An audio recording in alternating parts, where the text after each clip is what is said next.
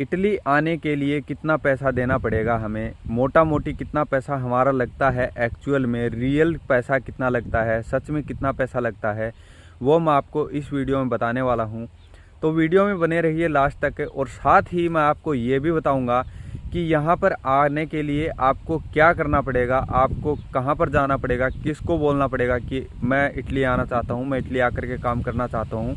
आप किसको ये बोलोगे ताकि वो आपको यहाँ पर इटली में बुला सके, आपको इटली भेज सके, तो आप यहाँ पर आकर के बढ़िया पैसा कमा सको और आपका जो भी कर्जा वगैरह होगा वो आप उतार सको। और ये मैं इसलिए बोल रहा हूँ क्योंकि यहाँ पर मुझे इटली में रहते हुए पिछले 3 सालों से मैं यहाँ पर इटली में काम कर रहा हूँ। मैं एक डेयरी फार्म में यहाँ पर काम करता हूँ। पहले मैं दूसरे डेयरी फार्म में काम करता था और मैंने आपको मेरी सैलरी भी बताई हुई है कि मैं यहाँ पर 950 यूरो कमाता हूँ। पहले मैं ज़्यादा कमाता था लेकिन अभी मैं कम कमाता हूँ क्योंकि वहाँ पर बहुत ज़्यादा काम था, इतना ज़्यादा काम था कि बहुत ज़्यादा मतलब 14-15 घंटे 16 घंटे काम करना पड़ता था। यहाँ पर काम करना पड़ता है 8-9 घंटे 10 घंटे बस, ज़्यादा से ज़्यादा, और कभी कभार थोड़ा ज़्यादा भी हो जाता है क्योंकि डेयरी फार्म का काम ही ऐसा होता है। तो हम टॉपिक पर आते हैं कि हमें इटली आने के लिए, पहले तो मैं आपको बताता हूँ इटली आने के लिए आपको क्या करना पड़ेगा। सबसे पहले आप ये देखो कि आपका कोई दोस्त या आपका कोई रिश्तेदार, आपका कोई भाई, आपका घर का आदमी, कोई भी काका ताऊ का लड़का, कोई भी अगर यहाँ पर रहता है इटली में, पहले से रहता है, जिसको यहाँ पर काफ़ी टाइम हो गया है या फिर 2-3 साल हो गए हैं, 4-5 साल हो गए हैं यहाँ पर काम करते हुए, तो आप उसको एक बार ट्राई करके देखो, उसको मतलब ट्राई करके देखो, उससे पूछ करके देखो कि क्या आप मुझे बुला सकते हो, थोड़े बहुत पैसे ले लिवा कर आप अगर मुझे बुला सको तो आपकी मेहरबानी होगी। आप उससे पूछ के देखो, आप उससे रिक्वेस्ट करके देखो, क्या पता वो मान जाए, या फिर मतलब वो खुद नहीं बुला सकता है, वो कर सकता है कि या तो वो किसी डेयरी फार्म में काम करता हो, किसी रेस्टोरेंट में काम करता हो, या फिर कहीं और जगह पे कोई फिक्स काम करता हो, किसी खेतीबाड़ी में काम करता हो, तो वहाँ पर वो काम करता है तो वो अपने मालिक को बोलकर, जो उस डेयरी फार्म का या कहाँ का वो मालिक है, उसको वो बोल करके वो ये कह सकता है कि मुझे अपने एक भाई का पेपर लगवाना है यहाँ पर। और कैसे लगता है कि यहाँ पर है ना, मतलब देखरेतो फ्लूसी ओपन होती है। देखरेतो फ्लूसी का मतलब हो गया कि बाहर के लोगों को, बाहर की कंट्रियों के देशों के लोगों को इटली में आकर के काम करने का मौका देती है इटालियन सरकार।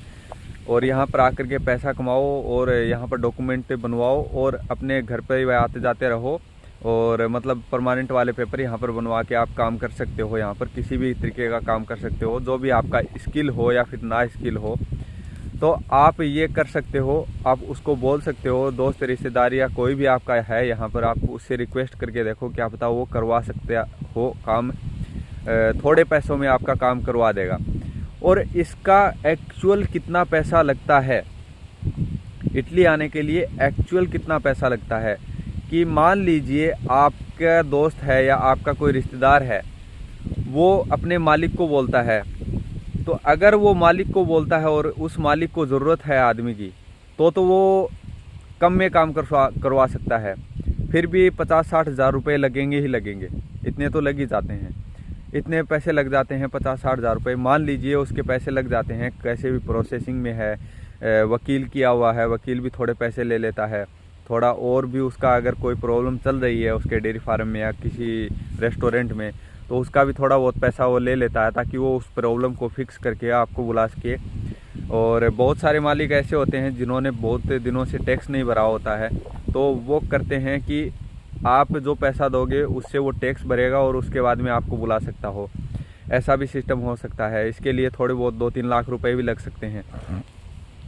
लेकिन मैं मोटा मोटी बताऊँ ना आपको, अगर किसी मालिक को ज़रूरत है और उसका सारा कुछ काम सही है, मतलब कि उसका जो फिंगरप्रिंट बायोमेट्रिक है वो बिल्कुल साफ़ है, उसके मतलब कोई भी दाग धब्बा कुछ भी प्रॉब्लम नहीं है, उसके ऊपर कोई केस नहीं चल रहा, वो पूरा टैक्स भरता हो, तो वो आपको फ्री में भी बुला सकता है। अगर वो आदमी चाहे, जो यहाँ पर आपका दोस्त काम कर रहा है, वो अगर उसको कन्वेंस कर सके कि भाई मेरा एक दोस्त है उसको बुलाना है, तो आप थोड़े बहुत भी पैसे ले लिवा कर, या फिर आप कैसे भी आपको आदमी की ज़रूरत है तो आप बुला सको, तो आप उसको बुला लो। और ऐसा कोई आदमी, अगर ऐसा कोई मालिक अगर आपको बुलाता हो जिसको आदमी की ज़रूरत है, तो वो आपके पूरे डॉक्यूमेंट भी करवा के देगा और आपको पैसा भी पे करेगा जो कि आप वहाँ पर काम करोगे। मान लीजिए आपको डेयरी फार्म के लिए बोला है, डेयरी फार्म में काम करोगे, या फिर किसी भी हॉर्स फार्म में या किसी रेस्टोरेंट में, किसी भी जगह पे आप काम करते हो, किसी फैक्ट्री में, तो आपका मतलब वो डॉक्यूमेंट भी पूरा बनवा करके देगा आपको। यहाँ की जो TRC कार्ड होता है, जिसको यहाँ पर सोजोर्नो बोला जाता है, वो भी आपको बनवा करके देगा और आपको साथ ही में वो सैलरी भी देता रहेगा, जो कि आप यहाँ पर काम करोगे 8-9 घंटे, 10 घंटे, 12 घंटे, जितना भी आपको काम करवाएगा वो आपको करना पड़ेगा। और आपका यहाँ पर कॉन्ट्रैक्ट भी कर लेगा और आपका जो टैक्स है वो पे होता रहेगा और उस टैक्स से आगे जा कर के आपको फ़ायदा होने वाला है, क्योंकि सरकार की तरफ से यहाँ पर जो बोनस वगैरह होते हैं वो भी मिलते रहते हैं टाइम टू टाइम। उसका भी मैं एक अलग वीडियो, सेपरेट वीडियो आपको बना करके बता दूंगा। तो बात यहाँ पर ये आती है कि मोटा मोटी पैसा अगर कोई एजेंट आपको बुलाता है तो एजेंट इतना पैसा क्यों लेते हैं। बहुत सारे एजेंट होते हैं जो इतना सारा पैसा लेते हैं कि 12 लाख, 15 लाख, 17 लाख, इतने नॉर्मल इतना पैसा लेते हैं। और अगर एजेंट इतना पैसा ले कर आपको यहाँ पर बुला लेता है और उसके बाद में आपका डॉक्यूमेंट नहीं बनवाता है, तो आप उसको मत दो। मेरा कहना ये है, मेरी राय ये है कि आप उसको पैसा उतना मत दो। और अगर आपका वो डॉक्यूमेंट बनवा देता है, आपका अगर वो यहाँ पर आने के बाद में TRC कार्ड जो होता है, सोजोर्नो होता है, आपका यहाँ पर आने के बाद किट जमा करवा देता है, आपका बायोमेट्रिक हो जाता है, फिंगर हो जाते हैं आपके। अगर आप पक्के पेपर में आए हो, जिसको 1 साल वाला पेपर बोलते हैं, नॉन सीजनल भी बोल सकते हो आप, अगर आप उसमें आए हो तो आपका एक बायोमेट्रिक होगा। तो वो आपका अगर एक बायोमेट्रिक करवा करके आपको सोजोर्नो दिलवा देता है और आपका कॉन्ट्रैक्ट करके रखता है थोड़े दिन के लिए, तो बाद में आपका जब पेपर बन जाते हैं तो आपको और भी बहुत सारे काम मिल सकते हैं। जबकि आपको अगर भाषा आने लगती है, यहाँ की लैंग्वेज आने लगती है, लैंग्वेज सबसे इम्पोर्टेंट है यहाँ पर। अगर आप आकर के काम करते हो इटली में, लैंग्वेज यहाँ की इटालियन लैंग्वेज ही आनी ज़रूरी होती है। बहुत सारे लोग हैं जो पहले के यहाँ पर हैं, जो यहाँ पर मालिक हैं वो पहले के हैं, बूढ़े हैं, मतलब पुराने हैं, तो उनको है ना इटालियन लैंग्वेज आती है, लेकिन है ना उनको इंग्लिश नहीं आती है और उनको बाकी लैंग्वेज भी नहीं आती हैं। तो आप ये करो कि आप पहले थोड़ी बहुत इटालियन इंडिया से सीख करके आओ, ताकि आपको यहाँ पर आने के बाद में प्रॉब्लम ना हो कोई। तो आपका है ना वो पूरा पेपर वगैरह सब कुछ बनवा सकता है वो। तो एजेंट अगर आपको पेपर भी बनवा देता है और छोटा मोटा अगर कोई काम भी दिलवा देता है, 900-1000 यूरो का भी स्टार्टिंग में आते ही, 900-1000 यूरो का मतलब हो गया कि 90,000 रुपये या फिर 1 लाख रुपए का अगर आपको एक महीने पर महीने आपको पे करता है कोई, वहाँ पर आपको अगर काम दिलवा देता है आपका एजेंट, तो बहुत बढ़िया है भाई। आप उतना पैसा दे सकते हो, कोई दिक्कत नहीं है, लेकिन उतना पैसा लगता नहीं है। लेकिन अगर आपकी मजबूरी है, आपका मतलब आपके ऊपर कर्जा बहुत ज़्यादा, तो आप इतना और कर्जा कर करके थोड़ा बहुत अगर आपको स्टार्टिंग में मिल रहा है, आपके डॉक्यूमेंट यहाँ पर बन जाते हैं, तो आप यहाँ उसको पे कर सकते हो, इतना ज़्यादा कोई दिक्कत नहीं है। लेकिन अगर आपको काम नहीं दिलवाता है और आप देखो यहाँ पर अगर आप आओगे तो 90% काम जो है वो काम हार्ड वर्क ही होगा भाई। हार्ड वर्क आपको करना पड़ेगा। जबकि अगर आप थोड़े साउथ के एरिया में आओगे ना, तो आपको हार्ड वर्क करना पड़ेगा। तो मोटा मोटी इतना पैसा लगता है कि अगर आपका कोई एजेंट आपको बुलाता है, ठीक है, और आपका जो एजेंट है वो किसी मालिक को जानता है जो कि 25-30 लोगों के पेपर भरवाता है हर साल, या फिर 20 लोगों के पेपर भरवाता है हर साल, वो कितना पैसा लेता होगा भाई। कुछ मालिक ऐसे होते हैं जो कि पैसे के लिए ही लोगों को बुलाते हैं, उनके पास ज़्यादा कुछ काम होता नहीं है। वो खेतीबाड़ी वाले लोग होते हैं, खेतीबाड़ी वाले मालिक होते हैं, बड़े बड़े खेत होते हैं उनके पास में। तो उन्होंने दिखाया हुआ होता है कि मेरे पास इतने सारे खेत हैं, मैं इनके अंदर में फसल लगाऊंगा, मैं इनके अंदर जो सरसों की फसल होती है उसको लगाऊंगा, मैं इसके अंदर के जो फाजोली होती है, सोयाबीन होती है, उसकी फसल लगाऊंगा, या फिर टमाटर लगाऊंगा, या कुछ और लगाऊंगा। तो मुझे इतने वर्करों की ज़रूरत पड़ेगी, मुझे इतने आदमियों की ज़रूरत पड़ेगी, मैं उनको जॉब दूंगा, मैं उनको यहाँ पर काम दूंगा। तो आप मेरे बिहाफ पर, वो सरकार को कहता है कि आप मेरे बिहाफ पर इतने लोगों को बुला दो ताकि मैं काम करवा सकूँ उनको यहाँ पर बुला करके, और मैं उनको सैलरी भी दूंगा।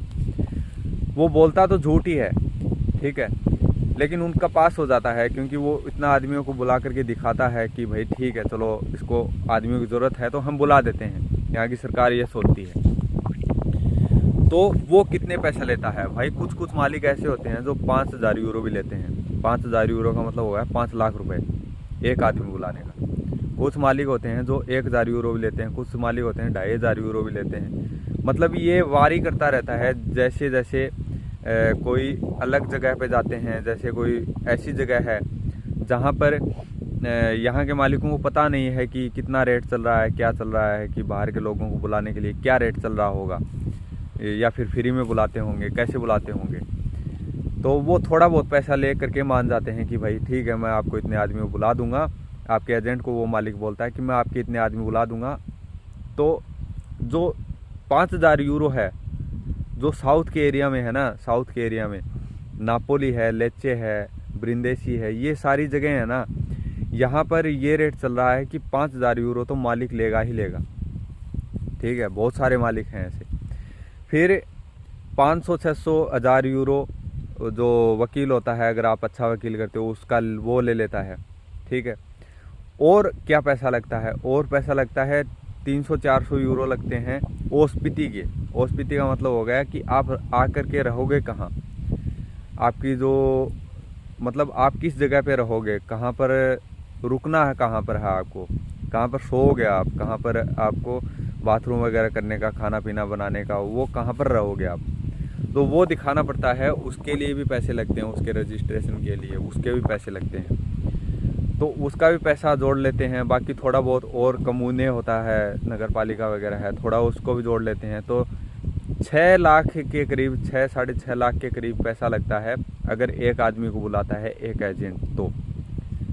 और अगर मान लीजिए कोई जगह ऐसी भी होती हैं जहाँ पे 2-3 लाख में भी बुला सकता है, लेकिन वो पैसा ज़्यादा लेता है, क्योंकि वो पूरा रिस्क लेता है अपने ऊपर। वो एजेंट होता है ना, वो पूरा रिस्क लेता है अपने ऊपर कि मैं आदमी बुला रहा हूँ, मैं उसको डॉक्यूमेंट करवा कर दूंगा, बाकी अगर कोई प्रॉब्लम हो जाती है तो मेरे ऊपर आएगी बात। तो वो पूरा रिस्क लेता है, उस रिस्क का पैसा लेता है वो एजेंट।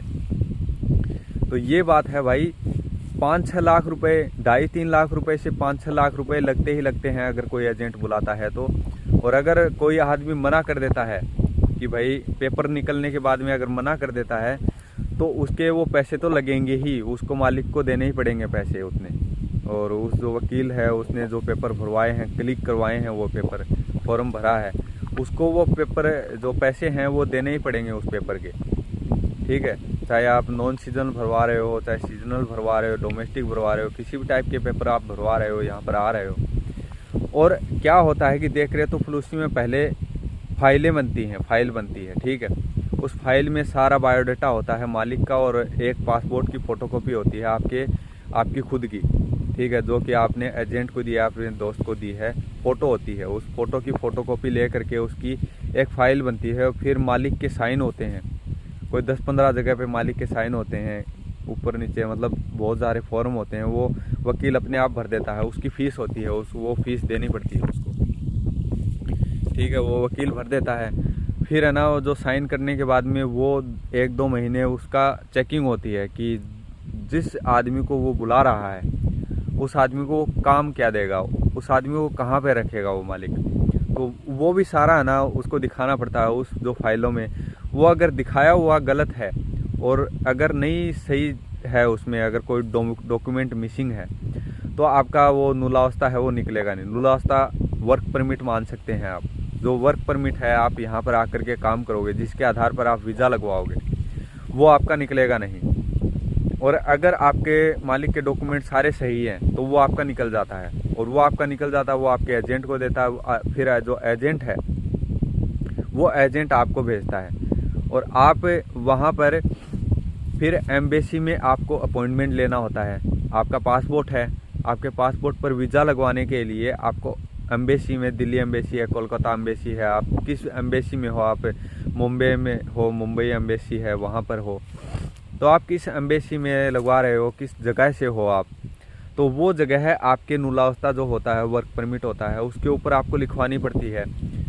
उसके बाद में आप उस एम्बेसी में जाते हो जिस दिन का आपका अपॉइंटमेंट होता है। और अपॉइंटमेंट की डेट किस आधार पर आती है कि अपॉइंटमेंट अगर आपने आज अप्लाई किया है तो फिर पहले आपके मालिक के पास में है ना एक मेल जाएगा, कि एक ईमेल जाएगा, वो मालिक से पूछेगा ईमेल कि आपको अगर इस आदमी की ज़रूरत है तो हम इसको डेट दे देते हैं, ताकि उसको आगे परेशानी ना हो, उसको आगे प्रॉब्लम ना हो कि वो मतलब अलग अलग जगह पे ना भटकता फिरे। उसके लिए हम उसको डेट दे देंगे। अगर आप हाँ कर देते हो तो वो मालिक से पूछता है, फिर मालिक अगर उसको कंफर्म कर देता है, उसको हाँ कर देता है कि मुझे इस आदमी की ज़रूरत है, मैं इस आदमी को बुला रहा हूँ, तो वो फिर है ना आपके पास में एक डेट जाएगी। उस डेट के आधार पर आपको जाना होगा। अगर 1-2 महीने 2 महीने 3 महीने के बाद की आपको डेट दी है, उस डेट पर आपको दिल्ली एम्बेसी, मुंबई एम्बेसी, कहाँ पर आपने वो रहते हो आप, वहाँ पर जाना होता है, जो कि आपके नुलाउस्ता में भी लिखा होता है। ऊपर ऊपर की लाइन होती हैं 3, उसमें लिखा होता है। तो आप उसके आधार पर जो एम्बेसी होती है वहाँ पर जाओगे। फिर एम्बेसी में आपका वीज़ा लगने का टाइम है, कम से कम 10-15 दिन होते हैं, ज़्यादा से ज़्यादा 2-2.5 महीने होते हैं। और अब इस टाइम पे ये सिस्टम चल रहा है कि अभी है ना, अगर कोई वीज़ा लगवाने के लिए देता है तो बहुत सारे लोगों के आ जाते हैं वीज़ा लग के, और बहुत सारे लोगों के ब्लॉक हो रहे हैं, रुक जाते हैं। तो वो रुकने का कारण ये है कि जो यहाँ की एम्बेसी है वो फिर से पूछती है तीसरी बार और पूछती है कि अभी भी आपको आदमी की ज़रूरत है क्या, या फिर कोई डॉक्यूमेंट मिस हो गया हो, कैसे भी कोई भी प्रॉब्लम हो गई हो, तो फिर से वो आपका अटक जाता है वहाँ पे। और वो तब तक नहीं लगता है जब तक कि आपका जो मालिक है वो टैक्स पे नहीं करता है, या फिर कोई डॉक्यूमेंट मिसिंग होता है वो देता नहीं है आगे, तब तक कि आपका वो पासपोर्ट पर वीज़ा नहीं लगेगा। और जैसे ही वो दे देता है आपका वीज़ा लग करके आ जाता है। ज़्यादा से ज़्यादा टाइम होता है 2 महीने का, लेकिन अगर कोई प्रॉब्लम हो जाती है तो टाइम ज़्यादा और भी लग सकता है, 5-6 महीने भी लग सकते हैं। और जो आपका वर्क परमिट होता है उसकी जो वैलिडिटी होती है वो 6 महीने की होती है, कि 6 महीने के अंदर अंदर आपको अपॉइंटमेंट ले करके वीज़ा के लिए अप्लाई करना होगा। अगर आप वीज़ा के लिए बुकिंग करना होगा, बुकिंग करने के बाद में आपका जो नुलाउस्ता है वो एक्सपायर हो सकता है, उसकी कोई प्रॉब्लम नहीं। लेकिन उससे पहले अगर हो जाता है तो आपको अपॉइंटमेंट नहीं मिलेगा, और आप फिर एम्बेसी में जा करके वीज़ा नहीं लगवा सकते हो, फिर यहाँ पर भी आप नहीं आ सकते हो, वो आपका एक्सपायर हो चुका है। उसके बाद में आप के पास में वीज़ा लग जाता है, फिर आप टिकट बनवाते हो, टिकट बनवा करके आप इटली आ जाते हो, यहाँ पर आप काम करते हो थोड़े दिन। फिर आपका होता है कि आपको किट जमा करवाना होता है, आपकी फ़ाइल, फिर से एक फ़ाइल बनानी होती है, मालिक की सारी डिटेल होती हैं, वो आपको फ़ाइल जमा करवानी होती है। फिर आप फाइल जमा करवाते हो, किट जमा हो जाती है आपकी, फिर आपका प्रेफितूरा हो जाता है, ठीक है। फिर आपका बायोमेट्रिक की डेट आती है, 2 महीने 3 महीने के बाद की बायोमेट्रिक की डेट आती है, कई बार ज़्यादा भी आ जाती है। उसको आप पीछे भी करवा सकते हो अगर आपका कोई अच्छा वकील है, जानकार वकील है तो उसमें भी वो ऑनलाइन होता है कि ऑनलाइन हम अप्लाई करके उसको पीछे भी करवा सकते हैं अगर वो आगे हो गए तो।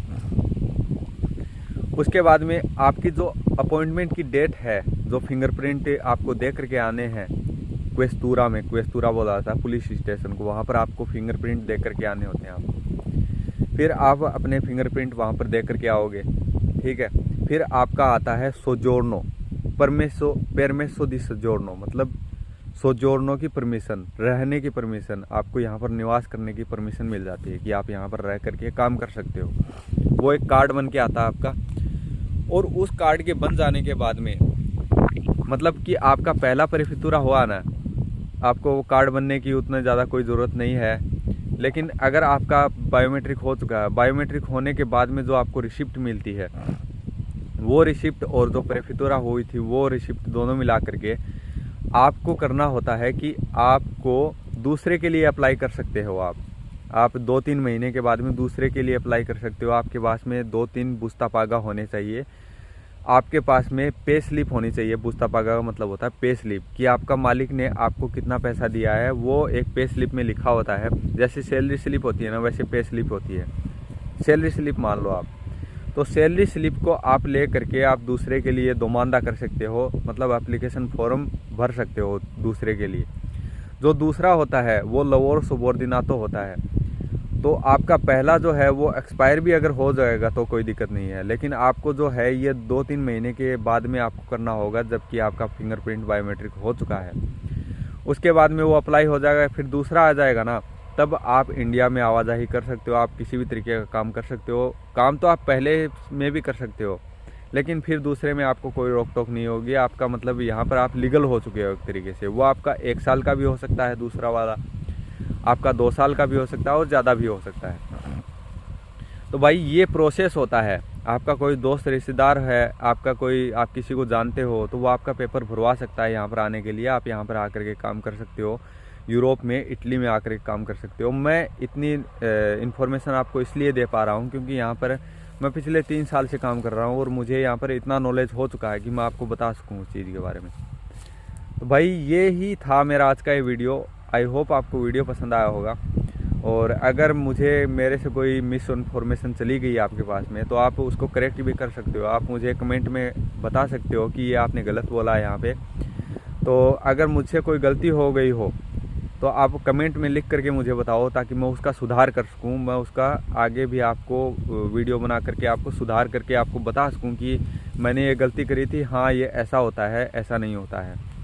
तो भाई अगर आपको वीडियो पसंद आया तो वीडियो को लाइक ज़रूर करें, और अगर आप चैनल पर नए हैं तो चैनल को ज़रूर सब्सक्राइब करें। ऐसी ही इन्फॉर्मेशन और ज़्यादा पाने के लिए आप चैनल को शेयर भी कर सकते हैं अपने दोस्तों के साथ में, जो यहाँ पर आकर के काम करना चाहते हैं और यहाँ पर जानना चाहते हैं। क्योंकि मैं बहुत दिनों से यहाँ पर इटली में घूम फिर के वीडियो बना रहा हूँ। मैं आपको इन्फॉर्मेशन देने की कोशिश करता हूँ हर तरीके की, और भी मैं आपको इन्फॉर्मेशन हर तरीके की देने की कोशिश करूँगा। अगर आप चैनल को सब्सक्राइब करके रखोगे तो ही आपको इन्फॉर्मेशन मिलती रहेगी। और मैं अलग अलग जगह पर जा कर के आपको वीडियो में दिखाऊँगा कि इटली कितना खूबसूरत है और यहाँ पर कैसे लोग होते हैं, कैसे बोलचाल करते हैं, और इटालियन कैसे बोलते हैं, कैसे रहते हैं, क्या व्यवहार कैसा होता है इनका। तो भाई यही था मेरा आज का वीडियो। मिलते हैं आपसे अगले वीडियो में। चैनल को ज़रूर सब्सक्राइब कर देना। तो तब तक के लिए take care and bye bye.